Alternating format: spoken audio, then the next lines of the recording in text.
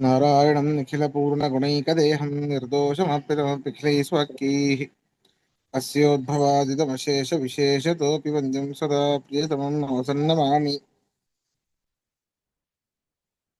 कृष्णाय वासुदेवाय हरये परमात्मने प्रणतः क्लेशनाशाय गोविन्दाय नमो नमः।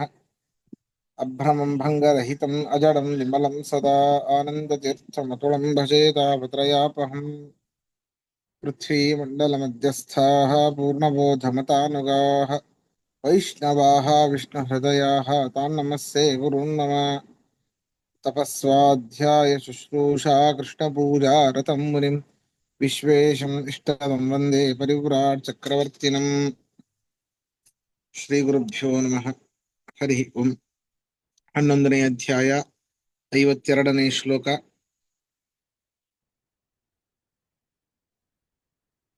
ಶ್ರೀ ಭಗವಾನುವಾಚ ಸುದುರ್ದರ್ಶಮಿದಂ ರೂಪಂ ದೃಷ್ಟವಾನ್ ಅಸಿ ಯನ್ಮಮ ದೇವಾ ಅಪ್ಯಸ್ಯ ರೂಪಸ್ಯ ನಿತ್ಯಂ ದರ್ಶನಕಾಂಕ್ಷಿಣಃ.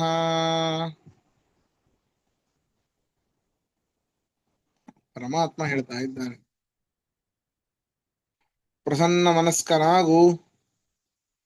ಈಗ ಪ್ರಕೃತಿಂಗತಃ ನಾನು ಹಿಂದಿನ ಸ್ವಭಾವದಂತೆ ಮತ್ತೆ ನಾನು ಈ ಒಂದು ಸ್ವಭಾವವನ್ನು ಪಡೆದಿದ್ದೇನೆ ಎಂಬುದಾಗಿ ಅವನು ಹೇಳ್ದ ಅರ್ಜುನ. ಅದು ಹೇಳಿದ್ದರಿಂದ ಈಗ ಪರಮಾತ್ಮ ಹೇಳ್ತಾ ಇದ್ದಾನೆ, ಅರ್ಜುನ ಹೌದು, ಈ ಒಂದು ನನ್ನ ರೂಪವನ್ನ ಏನು ನೋಡಿದ್ಯಲ್ಲ ಅದು ಬಹಳ ದುರ್ಲಭ. ಯಾರಿಗೆ ಎಂತಿಂತ ಮಹಾ ತಪಸ್ವಿಗಳಿಗೂ ಕೂಡ ನಾನು ಈ ಒಂದು ರೂಪದ ದರ್ಶನವನ್ನ ಮಾಡಿಸಿಲ್ಲ. ಇದು ಅಂತಹ ಒಂದು ರೂಪವನ್ನ ನೀನು ನೋಡಿದ್ದಿ. ಅಷ್ಟೇ ಅಲ್ಲ, ದೇವಾಹ ಅಪಿ ಅಸ್ಯ ರೂಪಸ್ಯ ನಿತ್ಯಂ ದರ್ಶನಕಾಂಕ್ಷಿಣಃ. ಪ್ರತಿನಿತ್ಯವೂ ಕೂಡ ದೇವತೆಗಳು ನನ್ನ ಹತ್ರ ಪ್ರಾರ್ಥನೆ ಮಾಡ್ತಾರೆ, ಈ ಒಂದು ರೂಪವನ್ನ ತೋರಿಸು ಎಂಬುದಾಗಿ ಪ್ರತಿನಿತ್ಯ ಹಾತೊರಿತಾ ಇರ್ತಾರೆ, ಕಾತರದಲ್ಲಿ ಇರ್ತಾರೆ. ಯಾವಾಗ ಪರಮಾತ್ಮ ಇಂತಹ ಅದ್ಭುತವಾದ ರೂಪವನ್ನ ತೋರಿಸಿಯಾನು ಅಂತ ಅಂತಹ ಒಂದು ತಮ್ಮ ಮನಸ್ಸಿನಲ್ಲಿ ಇಚ್ಛೆ ಉಳ್ಳವರಾಗಿ ಎಲ್ಲ ದೇವತೆಗಳು ಕೂಡ ನನಗೆ ಮೊರೆ ಇಡ್ತಾ ಇರ್ತಾರೆ. ಆದರೂ ಕೂಡ ಅವರಿಗೆ ತೋರಿಸದೇ ಇರುವಂತಹ ಒಂದು ರೂಪವನ್ನು ನಾನು ನಿನಗೆ ತೋರಿಸಿದ್ದೇನೆ. ಆದ್ದರಿಂದಾಗಿ ಇದು ಬಹಳ ದುರ್ಲಭವಾದಂತಹ ರೂಪ ಅಂತ ಕೃಷ್ಣ ಪರಮಾತ್ಮ ಹೇಳ್ತಾ ಇದ್ದಾನೆ. ಅರ್ಥ ಬರ್ಕೊಳ್ಳಿ.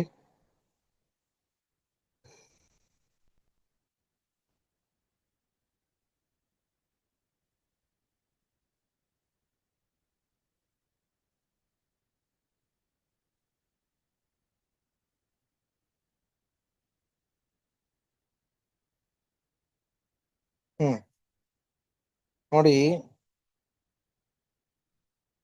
ಮಮ ನನ್ನ, ಮಮ ನನ್ನ,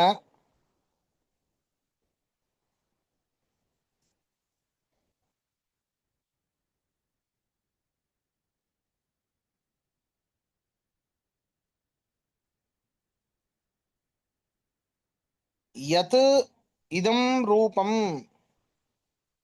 ಯತ್ ಇದಂ ರೂಪಂ, ಯಾವ ರೂಪವನ್ನು ನೋಡಿರುವೆಯೋ,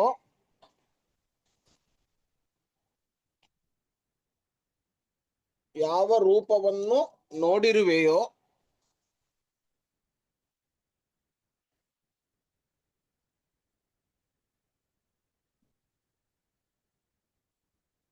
ಯತ್ ಇದಂ ರೂಪಂ, ಯಾವ ರೂಪವನ್ನು ದೃಷ್ಟವಾನ್ ಅಸಿ, ಕ್ಷಮಿಸಿ, ಯತ್ ಇದಂ ರೂಪಂ, ಯಾವ ರೂಪವನ್ನು, ಯಾವ ಈ ರೂಪವನ್ನು ದೃಷ್ಟವಾನ್ ಅಸಿ ನೋಡಿರುವೆಯೋ,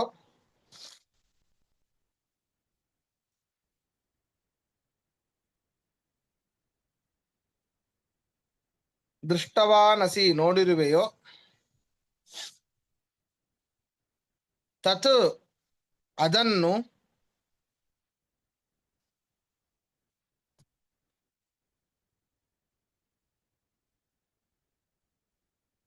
ತತ್ ಅದನ್ನು,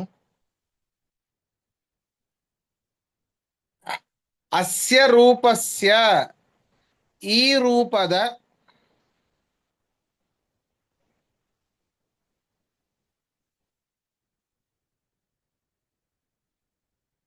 ಅಸ್ಯ ರೂಪಸ್ಯ ಈ ರೂಪದ, ನಿತ್ಯಂ ನಿತ್ಯವೂ,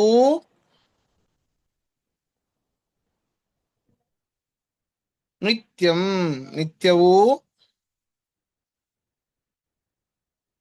ದರ್ಶನಕಾಂಕ್ಷಿಣಃ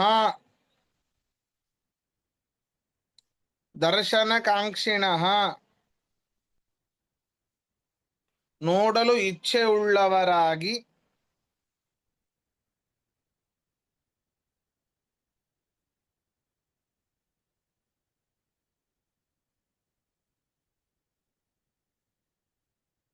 ನೋಡಲು ಇಚ್ಛೆಯುಳ್ಳವರಾಗಿ, ದೇವಾಹ ಅಪಿ ದೇವತೆಗಳೂ ಕೂಡ,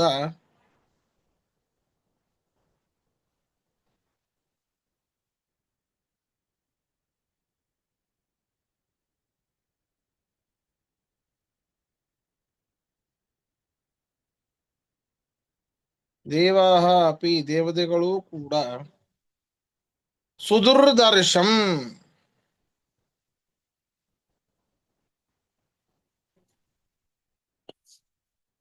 ಬಹಳ ದುರ್ಲಭ, ದೇವತೆಗಳಿಗೂ ಕೂಡ, ದೇವಾಹ ಅಪಿ ದೇವತೆಗಳಿಗೂ ಕೂಡ, ಸುದುರ್ದರ್ಶಂ ಬಹಳ ದುರ್ಲಭ.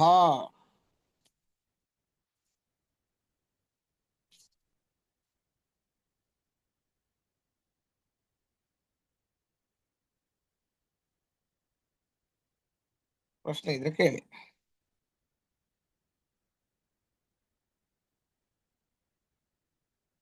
ಆಚಾರ್ಯ, ಇಲ್ಲಿ ರೂಪ ಅಂತ ಹೇಳ್ತಿರೋದು ವಿರಾಟ್ ರೂಪ ಅಲ್ವಾ? ಹೌದು ಹೌದು ಹೌದು. ಅಥವಾ ನಾಲ್ಕನ ಕೈ ಸ್ವರೂಪ ಇತ್ತಲ್ಲ ಅದಲ್ಲ? ಇಲ್ಲ ಇಲ್ಲ ಇಲ್ಲ ಇಲ್ಲ, ಅದಲ್ಲ ಹ್ಮ್. ಅದು. ಓಕೆ, ಸರಿ ಆಚಾರ್ಯ, ಥ್ಯಾಂಕ್ ಯು. ಸರಿ, ಮುಂದೆ ಹೋಗೋಣ. ನಾಹಂ ವೇದ್ಯೈರ್ನ ತಪಸಾ ನ ದಾನೇನ ನ ಚೇಜ್ಯಯಾ ಶಕ್ಯ ಏವಂ ವಿಧೋ ದ್ರಷ್ಟುಂ ದೃಷ್ಟವಾನಸಿ ಮಾಂ ಯಥಾ.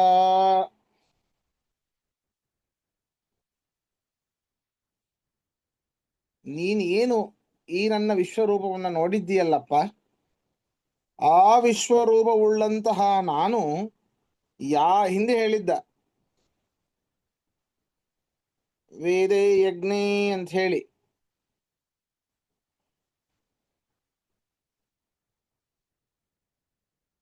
ನ ವೇದ ಯಜ್ಞಾಧ್ಯಯನೈರ್ನ ದಾನೈನ ಚ ಕ್ರಿಯಾಭಿರ್ನ ತಪೋಭಿರುಗ್ರೈಃ ಏವಂ ಬ್ರೂಪಶಕ್ಯ ಅಹಂ ನೃಲೋಕೆ ದ್ರಷ್ಟುಂ ತು ದನ್ನೇನ ಕುರು ಪ್ರವೀರ. ಅದನ್ನೇ ಇಲ್ಲಿ ಇನ್ನೊಮ್ಮೆ ಹೇಳ್ತಾ ಇದ್ದಾನೆ. ನಾಹಂ ವೇದೈಃ ನ ತಪಸಾ ನ ದಾನೇನ ನ ಚೇಜ್ಯಯ ಶಕ್ಯಃ ಏವಂ ವಿಧಃ, ಈ ರೀತಿಯಾದಂತಹ ರೂಪ ಅದು ನನ್ನದು.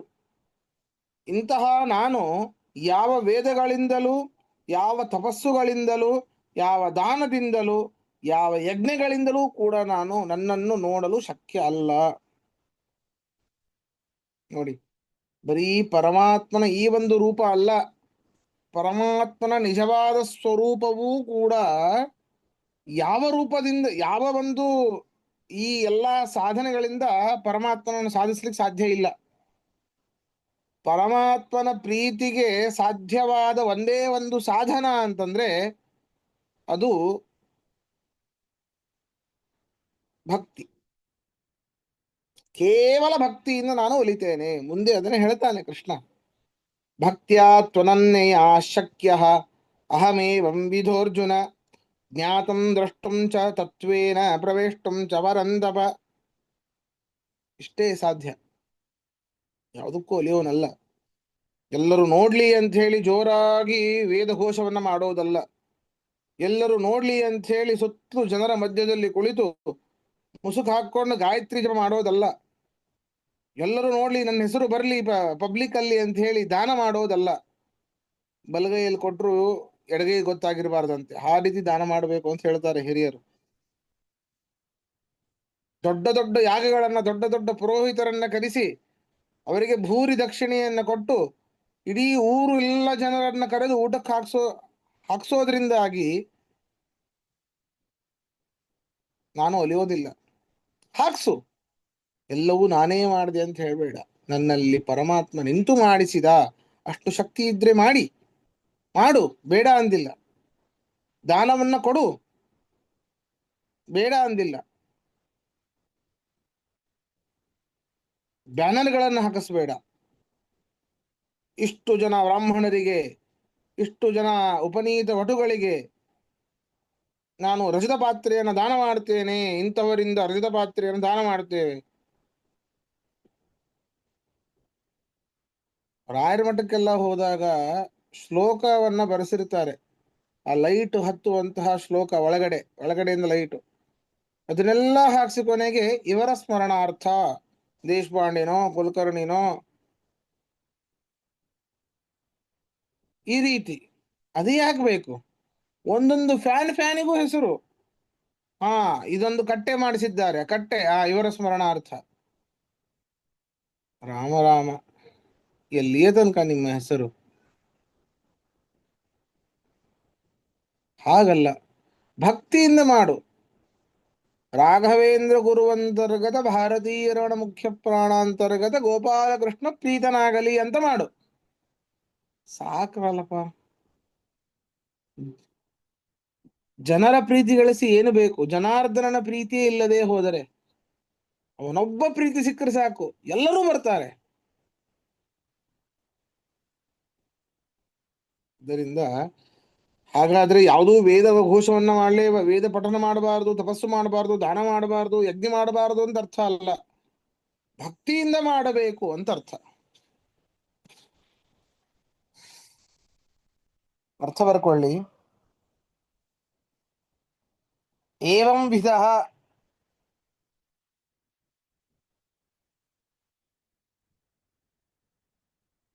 ಹೀಗೆ, ಏವಂ ವಿಧ ಹೇಗೆ,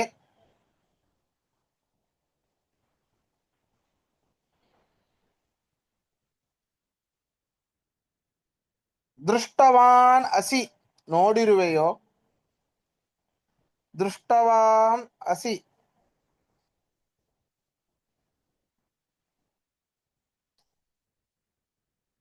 ನೋಡಿರುವೆಯೋ,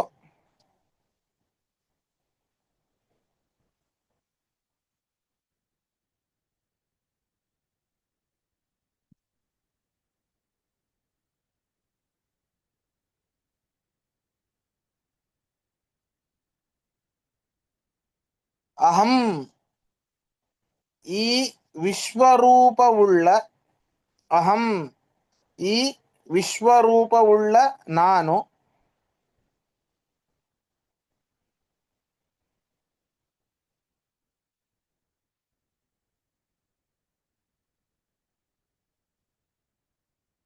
ವೇದೈಹಿ ವೇದಗಳಿಂದಲೂ, ವೇದೈಹಿ ವೇದಗಳಿಂದಲೂ, ತಪಸಾ ತಪಸ್ಸಿನಿಂದಲೂ,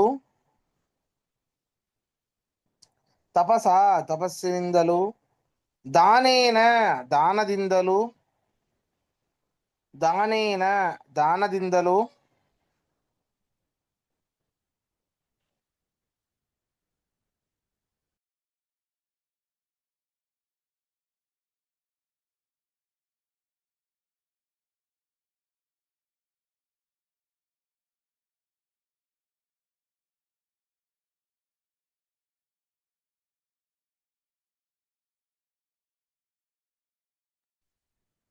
ದಾನೇನ ದಾನದಿಂದಲೂ,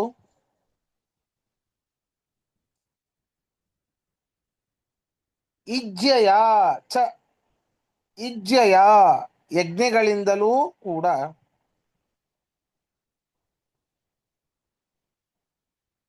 ಇಜ್ಜಯ ಯಜ್ಞದಿಂದಲೂ ಕೂಡ, ನನ್ನನ್ನು,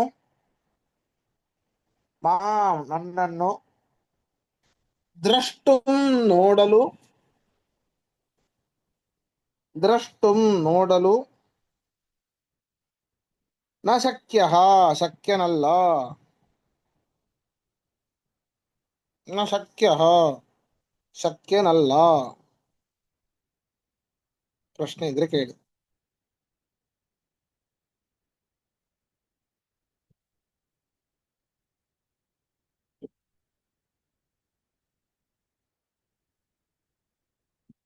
ಹಾಗಾದ್ರೆ ಯಾವುದರಿಂದ ಶಕ್ಯ ನಾನು ಅಂತ ಮುಂದೆ ಹೇಳ್ತಾ ಇದ್ದಾನೆ. ಭಕ್ತ್ಯಾ ತ್ವನನ್ಯಯಾ ಶಕ್ಯ ಅಹಮೇವಂ ವಿಧೋರ್ಜುನ ಜ್ಞಾತುಂ ದ್ರಷ್ಟುಂ ಚ ತತ್ವೇನ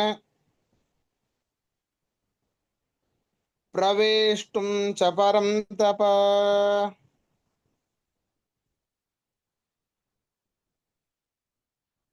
ಹೇ ಅರ್ಜುನ, ಹೇ ಪರಂತಪ, ಹಾಗಾದರೆ ನಾನು ಯಾವುದರಿಂದ ಶಕ್ಯಪ ಅಂತಂದ್ರೆ ಅನನ್ಯಯ ಭಕ್ತ್ಯ,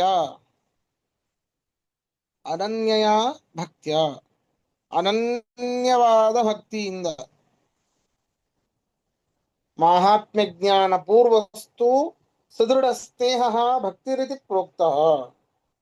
ಅಯ್ಯೋ ದೇವರಿದ್ದಾನೆ, ಎಲ್ಲಾರು ನಮಸ್ಕಾರ ಮಾಡ್ತಾ ಇದ್ದಾರೆ, ಎಲ್ಲಾರು ಗಂಟೆ ಬಾರಿಸ್ತಾ ಇದ್ದಾರೆ, ಎಲ್ಲಾರು ಪ್ರದಕ್ಷಿಣೆ ಮಾಡ್ತಾ ಇದ್ದಾರೆ, ನಾವು ಮಾಡಿದ್ರೆ ಆಯ್ತು.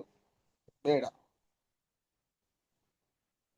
ಶನಿವಾರ ರಾಯರ ಮಠಕ್ಕೆ ಹೋಗಿರ್ತೀರಿ, ಅಲ್ಲಿ ಹನುಮಂತ ದೇವರ ಗುಡಿ ಬೇರೆ, ರಾಯರ ವೃಂದಾವನ ಬೇರೆ.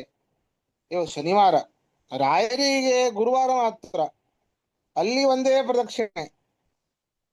ಶನಿವಾರ ವಿಶೇಷ ಹನುಮಂತನ ವಾರ, ಅವನಿಗೆ 5 ಪ್ರದಕ್ಷಿಣೆ. ಗುರುವಾರ ರಾಯರಿಗೆ 5 ಪ್ರದಕ್ಷಿಣೆ, ಶನಿವಾರ ಹನುಮಂತನಿಗೆ ಒಂದೇ ಪ್ರದಕ್ಷಿಣೆ. ಹಾಗೆ ಬೇಡ, ಇಂತಿಂತವರಿಗೆ ಇಂತಿಂತ ದಿವಸವೇ ಅಂತ ಬೇಡ. ಅದು ಭಕ್ತಿ ಅಲ್ಲ. ಅಲ್ಲಿ ಏನು ಪಾರ್ಶಾಲಿಟಿ, ಏನು ಲೆಕ್ಕಾಚಾರ, ಯಾಕೆ? ಪರಮಾತ್ಮ ಹತ್ರ ಇದೆಲ್ಲ ನಡೆಯೋದಿಲ್ಲ. ಏನು ಬೇಕು ನಿನಗೆ ಅಂತ ನರಸಿಂಹದೇವರು ಕೇಳಿದಾಗ ಪ್ರಹ್ಲಾದ ಹೇಳ್ತಾನೆ, ನೀ ಏನು ನನಗೆ ಕೊಡೋದು, ನನಗೇನೂ ಬೇಡ. ನಾವಿಲ್ಲಿ ವ್ಯವಹಾರ ಮಾಡ್ತಿಲ್ಲ, ವ್ಯಾಪಾರ ಮಾಡ್ತಿಲ್ಲ. ಗ್ರಾಹಕರು ದುಡ್ಡು ಕೊಡ್ತಾರೆ, ಆ ವ್ಯಾಪಾರಿ ಅವರು ಕೇಳಿದಂತಹ ವಸ್ತುವನ್ನು ಕೊಡ್ತಾನೆ, ಅಷ್ಟಕ್ಕೆ. ವ್ಯಾಪಾರ ಮಾಡ್ತಾ ಇದ್ದೇವೆ ನಾವಿಲ್ಲಿ. ನಾನು ನಿನಗೆ ಭಕ್ತಿ ಮಾಡಿದೆ, ಪರಮಾತ್ಮ ಎಲ್ಲ ಕಡೆ ಇದ್ದಾನೆ ಅಂತ ನನ್ನ ತಂದೆಗೆ ತಿಳಿ ಹೇಳಿದೆ, ಅದಕ್ಕೆ ನೀನು ಪ್ರಕಟನಾದಿ. ಅದಕ್ಕೀಗ ಏನು ಬರಬೇಕು ಅಂತ ಕೇಳ್ತಾ ಇದ್ದೀಯ. ಹಾಗಾದ್ರೆ ನಾನು ಕೊಟ್ಟಿರುವಂತಹ ಭಕ್ತಿ ಎಂಬ ಹಣಕ್ಕೆ ನೀನು ಈಗ ವರ ಕೊಡ್ತಾ ಇದ್ದೀಯ, ನನಗೆ ಯಾವ ವರ ಬೇಡ. ಎಂತಹ ಮಾತು ರೀ! ಭಕ್ತಿ ಈ ರೀತಿ ಇರಬೇಕು, ನಿರ್ವ್ಯಾಜವಾದ ಭಕ್ತಿ. ನಿರ್ವ್ಯಾಜಾಂ ನಿಶ್ಚಲಾಂ ಸದ್ಗುಣ ಗಣ ಬೃಹತೀಂ ಶಾಶ್ವತೀಂ ಆಶುದೇವ ಆಯುಸ್ತುತಿ. ಯಾವ ವ್ಯಾಜ ಬೇಡ. ಪರಮಾತ್ಮ ನಮ್ಮನ್ನ ಉದ್ಧಾರ ಮಾಡ್ತಾನೆ ಅಂತ ವಿಶ್ವಾಸ ಇರಲಿ, ಮಾಡಲೇಬೇಕು ಅನ್ನುವಂತಹ ಕರಾರು ಒಕ್ಕಬೇಡ. ಮಾಡಿಯೇ ಮಾಡ್ತಾನೆ. ಇನ್ಯಾರನ್ನ ಮಾಡಬೇಕು ಪರಮಾತ್ಮ? ತಡವಾದ ಭಕ್ತಿ ಇರಲಿ. ಜೋರಾಗಿ ಕೆಳಗಡೆ ಹಾಕೋದು ಅವನೇ, ಮೇಲ್ಗಡೆ ಎತ್ತೋದು ಅವನೇ, ಎತ್ತೋದು ಅವನೇ.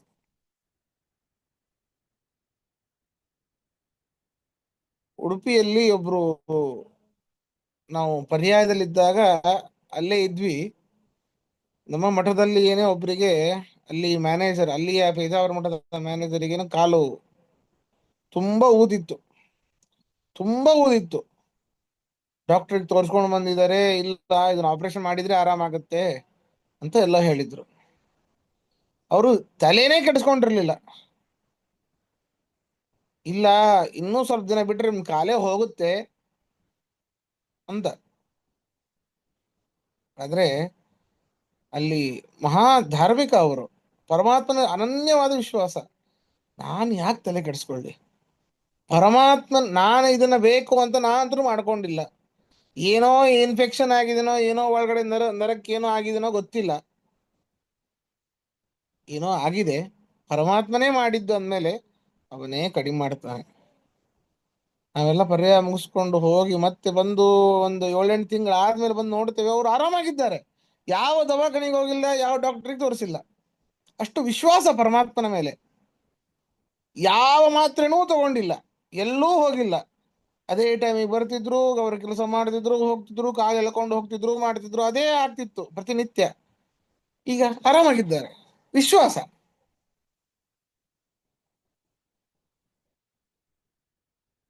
ಹೇಗಿರ್ಬೇಕು ನೋಡಿ, ಅದೇ ಭಕ್ತಿ.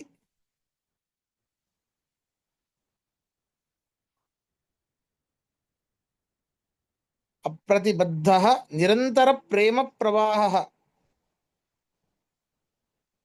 ಅನೇಕ ಅಡೆತಡೆಗಳ ಸಾವಿರಾರು ಅಲೆಗಳು ಬಂದರೂ ಕೂಡ ಪರಮಾತ್ಮನಲ್ಲಿ ಇರುವಂತಹ ಆ ಒಂದು ಪ್ರೇಮದ ಪ್ರವಾಹ ಏನಿದೆ, ಆ ಒಂದು ಪ್ರೇಮದ ಪ್ರವಾಹವೇನೆ ದೃಢವಾದ ಭಕ್ತಿ.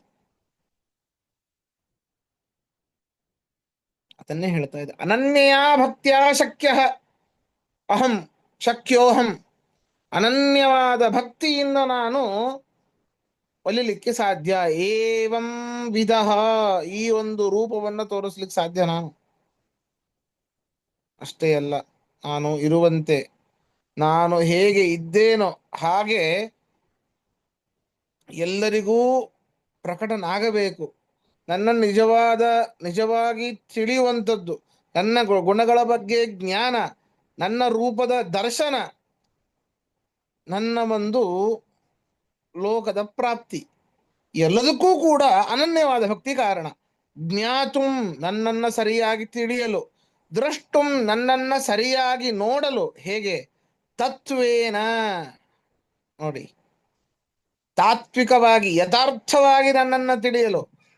ನಿರ್ಗುಣ ನಿರಾಕಾರ ಅಂತ ತಿಳಿಯೋದಲ್ಲ ಪರಮಾತ್ಮನ ರೂಪವನ್ನ. ಸಗುಣ ಅನಂತ ಗುಣ ಪರಿಪೂರ್ಣ ಪರಮಾತ್ಮ, ಸರ್ವಜ್ಞ ಶಿಖಾಮಣಿ, ಸರ್ವೋತ್ತಮ ಅಂತ ತಿಳಿಯುವಂಥದ್ದು.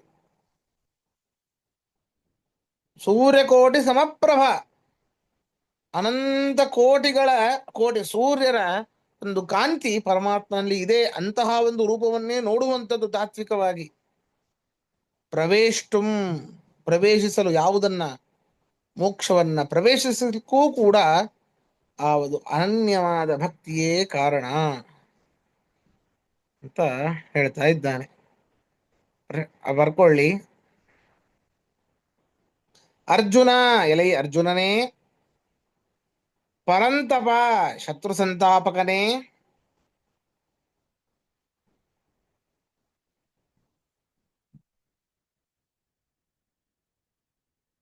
ಪರಂತಪ ಶತ್ರು ಸಂತಾಪಕನೇ,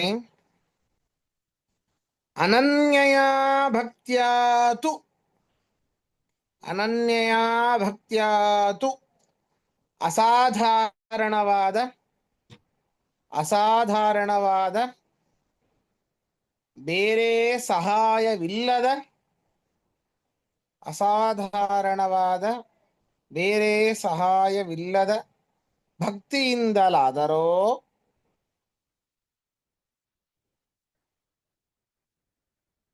ಭಕ್ತಿಯಿಂದಲಾದರೋ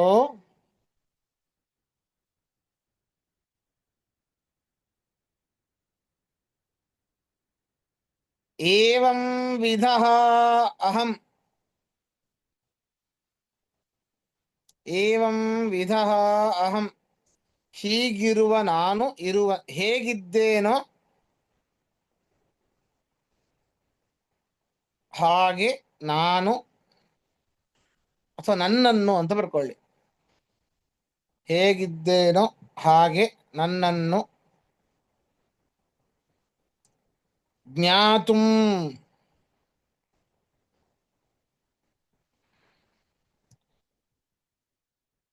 ಜ್ಞಾತು ಅನ್ನೋದಕ್ಕಿಂತ ಮುಂಚೆ ತತ್ವೇನ ಅಂತ ಬರ್ಕೊಳ್ಳಿ. ತಾತ್ವಿಕವಾಗಿ, ತತ್ವೇನ ಯಥಾರ್ಥವಾಗಿ ಅಂತ ಬರ್ಕೊಳ್ಳಿ. ತತ್ವೇನ ಯಥಾರ್ಥವಾಗಿ, ಜ್ಞಾತುಂ ತಿಳಿಯಲು, ದ್ರಷ್ಟುಂ ನೋಡಲು, ದ್ರಷ್ಟುಂ ನೋಡಲು, ಪ್ರವೇಷ್ಟುಂ ಚ, ಪ್ರವೇಷ್ಟುಂ ಚ ಸಾಯುಜ್ಯವನ್ನು ಹೊಂದಲು, ಅರ್ಥಾತ್ ಮೋಕ್ಷ ಅಂತ ಅರ್ಥ. ಅದೊಂದು ಮೋಕ್ಷದಲ್ಲಿ ಒಂದು ಭಾಗ. ಸಾಯುಜ್ಯ, ಸಾರೂಪ್ಯ, ಸಾಲೋಕ್ಯ, ಸಹಭೋಗ ಅಂತ. ಹಾಗೆ ಪ್ರವೇಷ್ಟುಂ ಚ ಮೋಕ್ಷವನ್ನು ಹೊಂದಲು, ಶಕ್ಯ ಶಕ್ಯನಾಗುವೆನು, ಶಕ್ಯ ಶಕ್ಯನಾಗುವೆನು. ಪ್ರಶ್ನೆ ಇದ್ರೆ ಕೇಳಿ.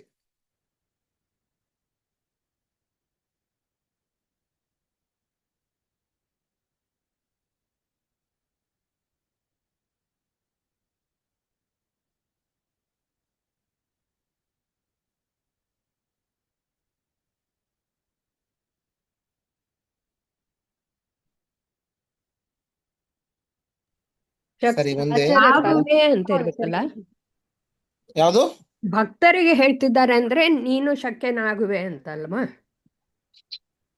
ಭಕ್ತ ಆಗುತ್ತಾನೆ. ಆಹಾ ಆಹಾ ಆಹಾ. ಹ್ಮ್ ನನ್ನನ್ನು ನೋಡಲು ನಾನು ಹ್ಮ್ ಶಕ್ಯನಾಗುವೆನು, ಭಕ್ತರಿಗೆ ತೋರಿಸಲು, ಹ್ಮ್ ನನ್ನನ್ನ ತಿಳಿಯಲು, ನನ್ನನ್ನ ನೋಡಲು. ಹೌದು, ಭಕ್ತರಿಗೆ ಹೇಳ್ತಾ ಇದ್ದಾನ ಅವನು. ಹೌದು ಹ್ಮ್ ಸರಿ. ಹೌದು ಹೌದು.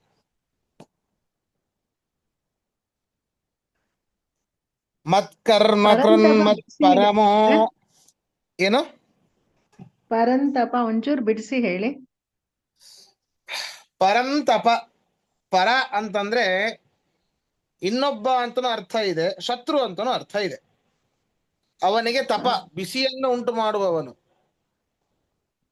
ಹ್ಮ್ ಆದ್ರಿಂದಾಗಿ ಪರಂತಪಕ, ಶತ್ರು ಸಂತಾಪಕ ಅಂತ ಅರ್ಥ. ಹಾ ಸರಿ ಆಯ್ತು.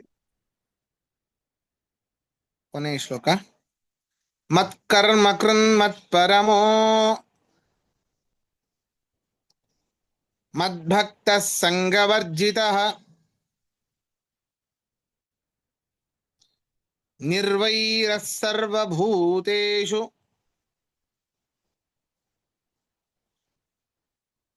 ಯಸ್ಸ ಮಾಮೇತಿ ಪಾಂಡವ.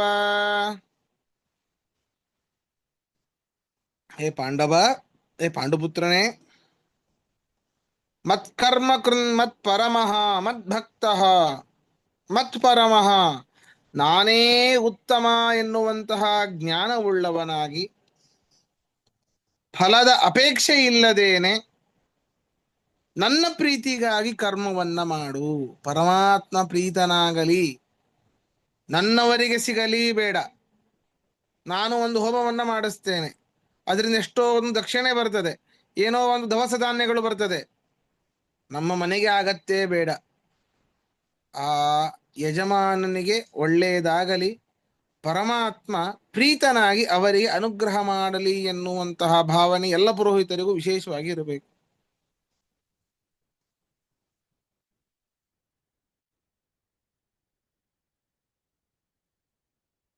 ಈಗೊಬ್ಬ ಸನ್ಯಾಸಿಗಳಿಗೂ ಕೂಡ ನಾವು ನಮ್ಮ ಮನೆಗೆ ಪೂಜೆಗೆ ಕರೆದಾಗ ಅವರಿಗೂ ಇದೇ ರೀತಿ ಭಾವನೆ ಇರಬೇಕು. ಎಲ್ಲರಿಗೂ ಪರಮಾತ್ಮ ಅನುಗ್ರಹ ಮಾಡಲಿ, ಯಜಮಾನನಿಗೂ ಅನುಗ್ರಹ ಮಾಡಲಿ, ಜ್ಞಾನ ಭಕ್ತಿ ವೈರಾಗ್ಯಾದಿಗಳು ಸಿದ್ಧಿಸಲಿ ಅಂತ ಅವರು ಬೇಡ್ಕೊಳ್ಬೇಕು. ಎಲ್ಲರಿಗೂ ಬೇಕು ಜ್ಞಾನ ಭಕ್ತಿ ವೈರಾಗ್ಯಗಳು. ಮದ್ಭಕ್ತ ಮತ್ಪರಮಃ ಸಂಗವರ್ಜಿತ ಮತ್ಕರ್ಮ ಕೃತ್. ಈ ರೀತಿಯಾಗಿ ಪರಮಾತ್ಮ ಪ್ರೀತನಾಗಲಿ ಎನ್ನುವಂತಹ ಒಂದು ಭಾವನೆಯಿಂದ ಕರ್ಮವನ್ನ ಮಾಡ್ತಾ, ನಿರ್ವೈರಃ ಸರ್ವಭೂತೇಷು, ಯಾವ ಪ್ರಾಣಿಗಳಲ್ಲೂ ನೀನು ದ್ವೇಷ ಮಾಡಬೇಡಪ್ಪ. ಈ ರೀತಿ ಯಾವ ಒಬ್ಬ ನನ್ನ ಭಕ್ತ ಇರ್ತಾನೋ ಸಹ ಮಾಮೇತಿ, ನನ್ನನ್ನೇ ಹೊಂದುತ್ತಾನೆ, ಅರ್ಥಾತ್ ಮೋಕ್ಷವನ್ನೇ ಪಡೀತಾನೆ ಎಂಬುದಾಗಿ ಕೃಷ್ಣ ಇದರಲ್ಲಿ ಹೇಳ್ತಾ ಇದ್ದಾನೆ. ಓಂ ತತ್ಸದಿತಿ ಶ್ರೀಮದ್ಭಗವದ್ಗೀತಾಸೂಪನಿಷತ್ಸು ಬ್ರಹ್ಮವಿದ್ಯಾಯಾಂ ಯೋಗಶಾಸ್ತ್ರೇ ಶ್ರೀಕೃಷ್ಣಾರ್ಜುನ ಸಂವಾದೆ ವಿಶ್ವರೂಪದರ್ಶನಂ ನಾಮ ಏಕಾದಶೋಧ್ಯಾಯಃ ಸಂಪೂರ್ಣಂ. ಶ್ರೀಕೃಷ್ಣಾರ್ಪಣಮಸ್ತು. ಇದರ ಅರ್ಥವನ್ನ ನಾಡಿದ್ದಿನ ಪಾಠದಲ್ಲಿ ನೋಡೋಣ. ಶ್ರೀಕೃಷ್ಣಾರ್ಪಣಮಸ್ತು. ಮಧ್ವೇಶ ಕೃಷ್ಣಾರ್ಪಣಮಸ್ತು. ಮಧ್ವೇಶಾರ್ಪಣಂ.